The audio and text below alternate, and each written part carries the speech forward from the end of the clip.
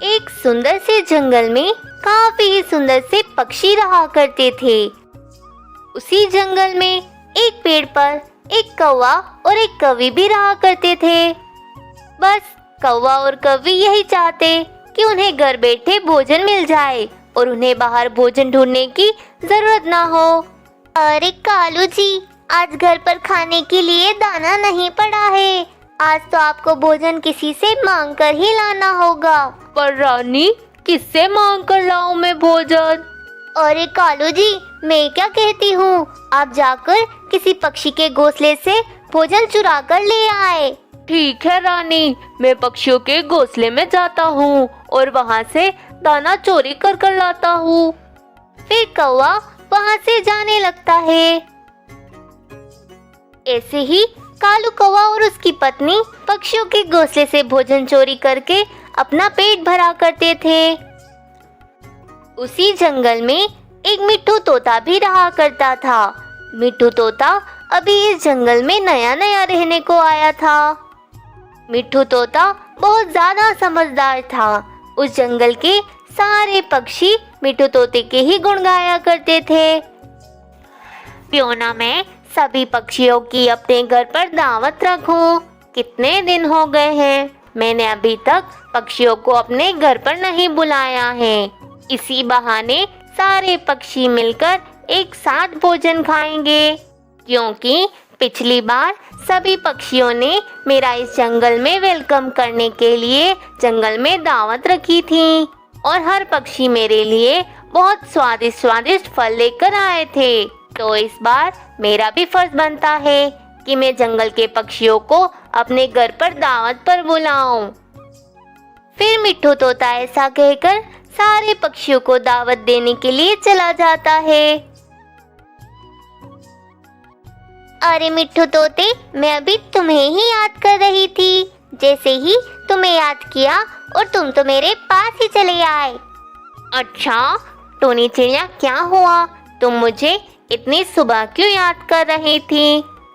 अरे वो दरअसल आज मेरे घर पर हरी मिर्च खत्म हो गई थी, वही लेने में तुम्हारे पास आ रही थी।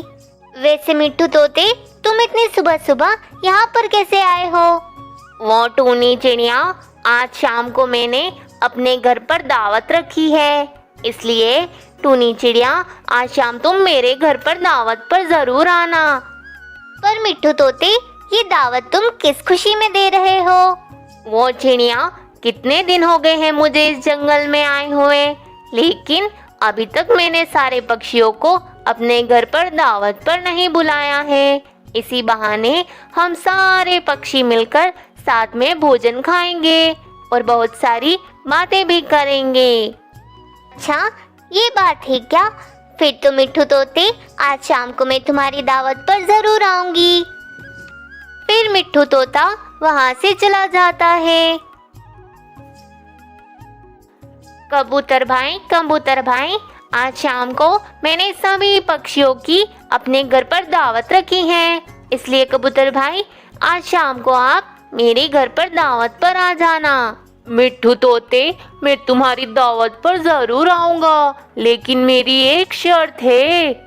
बोलो कबूतर भाई, आपकी क्या शर्त है?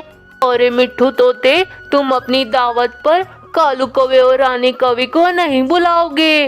अगर तुमने कालू कौवे और रानी कौवी को अपनी दावत पे बुलाया तो मैं तुम्हारी दावत पर बिल्कुल नहीं आऊंगा। कहीं ऐसा तो नहीं कि तुमने कालू कौवे और रानी कौवी को अपनी दावत के लिए निमंत्रण दे दिया है?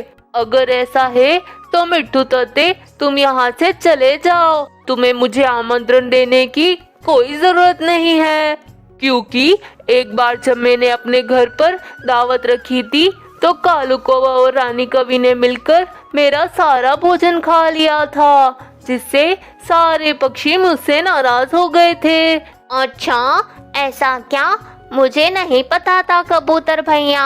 आप बिल्कुल भी परेशान मत हो, अब तो मैं कालू कौवे और रानी कौवी को अपनी दावत के लिए निमंत्रण नहीं दूंगा। तो ठीक है मिट्ठू तोते, आज शाम मैं तुम्हारे घर पर दावत पर जरूर आऊंगा। अच्छा कबूतर भाई, अब मैं चलता हूँ, अभी मुझे जंगल के बाकी पक्षियों को भी आमंत्रण देना है। फिर मिट्ठू तोता वहाँ से चला जाता है। बुलबुल बहन, आज शाम को मैंने अपने घर पर दावत रखी है, इसलिए आज शाम आप मेरे घर पर दावत पर आ जाना। ठीक है मिट्ठू तोते, आज शाम को मैं तुम्हारे घर पर दावत पर आ जाऊंगी। से मिट्ठू तोते, आज दावत पर तुमने कालू कौवे और रानी कवि को तो नहीं बुलाया है ना? अरे नहीं बुलबुल बहन, आज शाम को मैंने कालू कौवे और रानी कवि को दावत पर नहीं बुलाया है। मिट्ठू तोते, ये तुमने बहुत अच्छा किया। कालू कौवे और रानी कवि को किसी भी दावत पर बुलाने के लक्षण नहीं है। जब भी वे दोनों पति पत्नी किसी भी पक्षी के घर पर दावत पर जाते हैं तो उनकी दावत का सारा भोजन खा लेते हैं वे दोनों। इसी वजह से अब सारे पक्षी कालू कौवे और रानी कवि को अपनी दावत पर नहीं बुलाते हैं।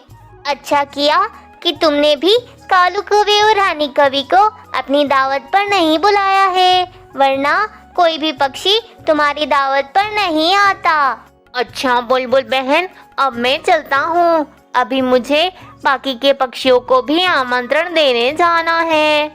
फिर मिट्ठू तोता दूसरे पक्षियों को आमंत्रण देने के लिए जाता है। फिर मिट्ठू तोता आमंत्रण देने के लिए पिंकू के पास आता है और पिंकू को भी यही सब कुछ कहती है। फिर मिट्ठू तोता सारे पक्षियों को आमंत्रण देकर अपने घर चला जाता है। मैंने सभी पक्षियों को अपने घर पर दावत के लिए आमंत्रण दे दिया है। चलो अब मैं जाता हूँ और सभी पक्षियों के लिए दावत का भोजन जमा कर लाता हूँ। फिर इतना कहकर मिट्ठू तोता भोजन जमा करने के लिए चला जाता है।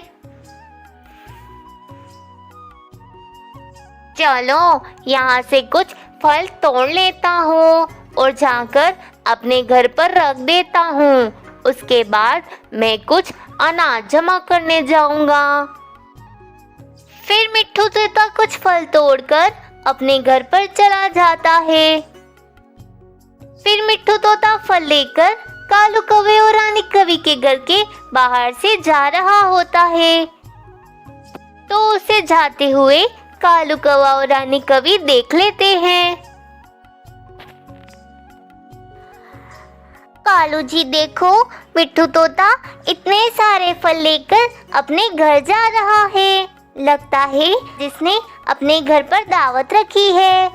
और रानी, मुझे भी ऐसा ही लगता है कि इस मिट्ठू तोते ने आज अपने घर पर दावत रखी है, तभी तो इतने सारे फल जमा करके ये अपने घर ले जा रहा है। लेकिन रानी, अभी तक इस मिट्ठू तोते ने हमें अपने घर पर दावत का आमंत्रण नहीं दिया है। लगता है कालू जी, मिट्ठू तोता आज हमें अपने घर पर दावत का आमंत्रण नहीं देगा, क्योंकि उसके कान बाकी के सारे पक्षियों ने भर दिए होंगे। क्योंकि सारे पक्षी जब भी अपने घर पर दावत रखते हैं तो हम उनका सारा भोजन खा लेते हैं, इसीलिए सारे पक्षियों ने मिट्ठू तोते को आमंत्रण देने से मना कर दिया होगा। हाँ रानी, मुझे भी ऐसा ही लगता है कि मिट्ठू तोते के कान बाकी के सारे पक्षियों ने ही भरे होंगे। दोस्तों, ये कहानी आगे और भी इंटरेस्टिंग होने वाली है, इसलिए आप हमारी इस वीडियो को लाइक कर दें और अभी तक आपने हमारे इस चैनल को सब्सक्राइब नहीं किया तो जल्दी से कर ले। दोस्तों, अगर आपको मेरी वीडियो पसंद आई हो तो वीडियो को लाइक और चैनल को सब्सक्राइब करना मत भूलना।